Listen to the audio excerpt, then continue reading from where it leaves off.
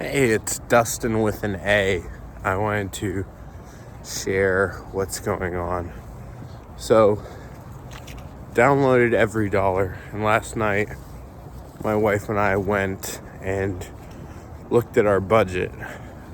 Everything that we had spent in November of 2023. And what we found is that with just her income, we're spending about $775 more than we take in on our essentials. And that's not including my business. And when we looked at our regular spending, our essentials come out to about 36 and some change. But we spent almost $5,000 last month. And so there's $1,400 on frivolous spending. Some of it more necessary than others. You know, I got new boots that will allow me to work in different weathers. And so that may be a tax write-off. I'm not a tax expert, but I'll have to look into that. But, you know, it was tough. It was a hard night to face the demons of the budget and to truly know what's been going on.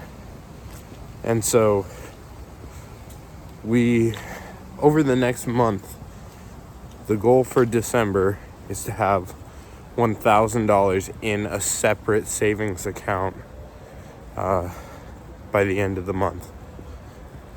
We're doing the Dave Ramsey plan. You know, baby step one is to have $1,000 in a savings account for emergencies. And that means that baby step two is paying off debt. And so we're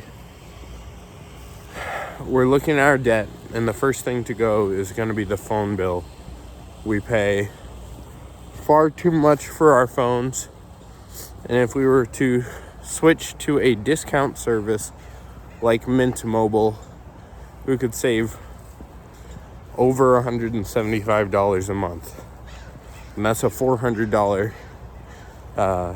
bill that we have to pay to get our phones paid off. But in the long run, it will be worth it.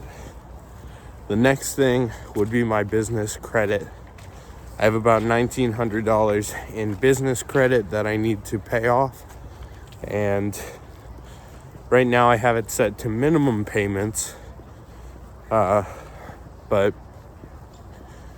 then after that, we should be able to get that done by the end of January, provided I have at least one closing between now and then.